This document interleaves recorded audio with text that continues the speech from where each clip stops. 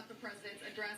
Let me introduce them to you. We have Blake Bourne. You are a veteran of the U.S. Army, served in Iraq, 2 tours. 2 tours. All right, Blake, thanks for joining us. And then Eric Kelly is over here. You're representing the students of the Carolinas, Winthrop University student. Also has some opinions on gay rights. Yes. All right. And Vivian Connell is here, former teacher. You worked in that capacity for 20 years now. You're an attorney.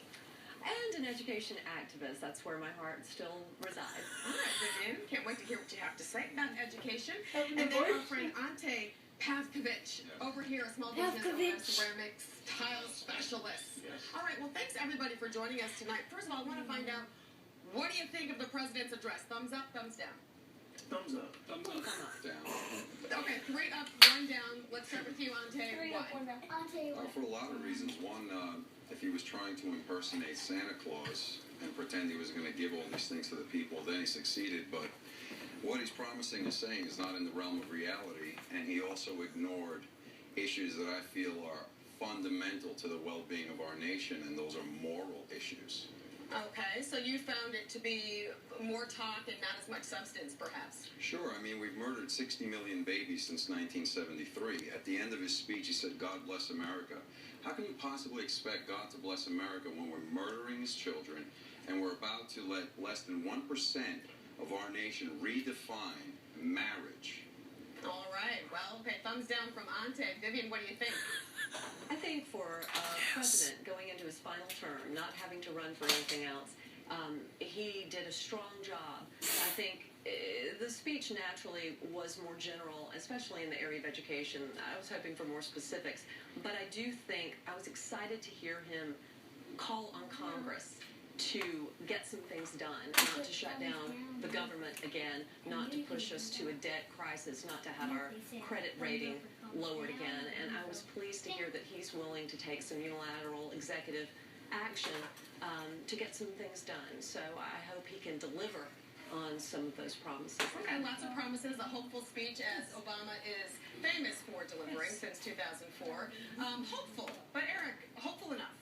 Yes, I think he's very hopeful. I appreciate the fact that he was so positive throughout the entire speech. Even though some things, I didn't agree on things fully, but at the same time, there's a key promise. He was always talking about going forward, always talking about, hey, we are a nation. We need to stand together as one, no matter how divided that we are as individuals. Right, a lot of we, us speech there. Exactly. So he's trying to unite us, again, as a nation. As the United States should be. Okay, and you liked that. Time.com was saying that some folks may have grown a little bit tired of Obama. We know that he is a great orator, great speaker, but some folks maybe are growing a little tired of it. Blake, what do you think? I think he did a good job. I think it was important coming out last year to give both parties the opportunity to do away with divisiveness and give the latitude where they can use 2014 to really negotiate better than they did this past year. And I think the speech being general in nature allows for that. Okay. Well, Ante over here, I know you're a small business owner. We want to hear what Obama has to say about small businesses. Let's listen in now. Over the past 5 years, my administration has made more loans to small business owners than any other. And when 98% of our exporters are small businesses, new trade partnerships with Europe and the Asia Pacific will help them create even more jobs. We need to work together on tools like Bipartisan Trade Promotion Authority to protect our workers, protect our environment, and open new markets to new goods stamped Made in the USA. Okay, Ante, the president seems pretty optimistic about small businesses. He's talking about those loans. What do you think? Well, it depends if you view debt as a good thing. I don't. I think debt is dangerous, but the mentality of this administration is we're going to ratchet up the debt. We're going to keep promising and keep spending. I personally would not borrow money just for me to expand my business. I'll try to make it work and try to live within my means. That may not work for all businesses, but I don't like the idea of assuming that debt's a good thing and debt's the only way to go forward. I think it's a big mistake, and we're going to find this out real soon. All right. Well, the next issue is the military. And Blake, I know you have a lot to say on this issue. Let's hear what the president has to say. Tonight, because of the extraordinary troops and civilians who risk and lay down their lives to keep us free, the United States is more secure. When I took office August, nearly 180,000 Americans were serving in Iraq and Afghanistan. Today, all our troops are out of Iraq. More than 60,000 of our troops have already come home from Afghanistan. With Afghan forces now in the lead for their own security, our troops have moved to a support role. Together with our allies, we will complete our mission there by the end of this year. And America's longest war will finally be over. Okay, folks, Blake, what do you think? He's saying, they're doing a good job when it comes to military. I think they are. I think it's important. I was in Iraq in 2008 when he did give his first State of the Union address, and then I was in the last brigade that came out. And I think the main point there is that over the next couple of years, we're going to have 250,000 folks exiting the military, coming back into our communities, and it's really going to have an effect on our schools, on our small businesses, on our employers. So it's really key that we integrate them properly. Okay. You guys have an opinion on the military? Well, I think the military is a great thing. My friend just joined the Air Force because he's trying to provide for his family. He sees that this is the only way. For a lot of college students, I know a lot of ways to pay student loans if you can't find a job 6 months afterwards. The military is one of those key things you actually think about. To say myself, I've actually thought about it. I'm not really sure if I'm going to or not, but we'll see what happens in life in general. But with President Obama saying that he actually brought troops home was an amazing thing, because when we were actually watching it, I asked him, is his statement true about everybody is out of Iraq? Because the media, sometimes you hear this, you see this, distorted tweets, all of that type of things. But he said that it was true, and, he is a part of the military. So it's a great feeling to know that we're coming home. All right, and you bring up a really good point. You talk about opportunities available for students. Let's talk a little bit about education. Teachers, students, let's hear what Obama has to say about that first. 5 years ago, we set out to change the odds for all our kids. We worked with lenders to reform student loans, and today more young people are earning college degrees than ever before. Race to the Top, with the help of governors from both parties, has helped states raise expectations and performance. Teachers and principals in schools from Tennessee to Washington, D.C. are making big strides in preparing students with the skills for the new economy. Problem solving, critical thinking, science, technology, engineering, math. And some of this change is hard. It requires everything from more challenging curriculums and more demanding parents to better support for teachers and new ways to measure how well our kids think, not how well they can fill in a bubble on a test. But it is worth it, and it is working. All right, Vivian, so you heard all that. You're a retired teacher, or a former teacher anyway. What do you think? Are we moving in the right direction by supporting STEM?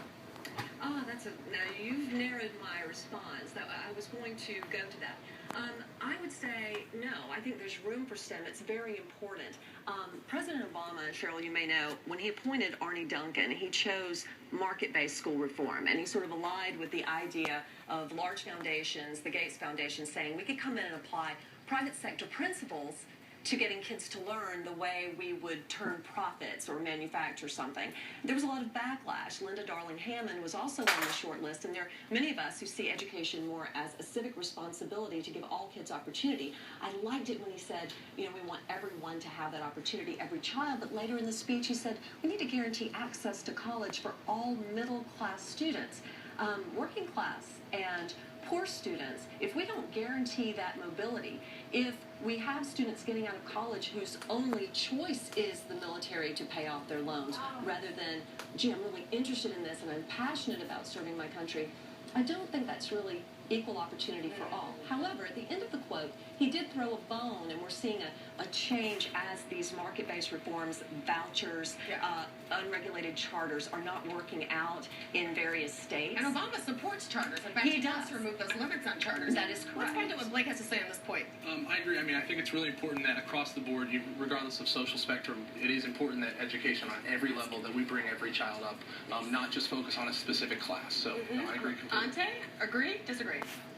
Well, yeah, but the problem is what is the content of the education? Our nation has moved far away from what made us the most literate and successful nation on the face of the earth. And what we're teaching now and the curriculums that are out there are rooted in morality and moral relativism. And we're not teaching reading, writing, arithmetic. We're not even teaching the truth about our history, what our founders believed. So it's going to be more of the same, which is we're constantly plummeting with other industrialized nations. Actually, what we do when we teach reading, writing, and arithmetic, those are quantified by those bubble-in tests, and I was very excited to hear the president throw a bone to the other side saying we've got to find better ways to evaluate critical thinking, higher-level thinking, not merely these end-of-grade tests that reduce our students to a number, and evaluate teachers based on those numbers. They're unrealistic and invalid measures. Okay, so he really does favor merit pay for teachers. Do you think that's a good idea or a bad idea? Merit pay has failed.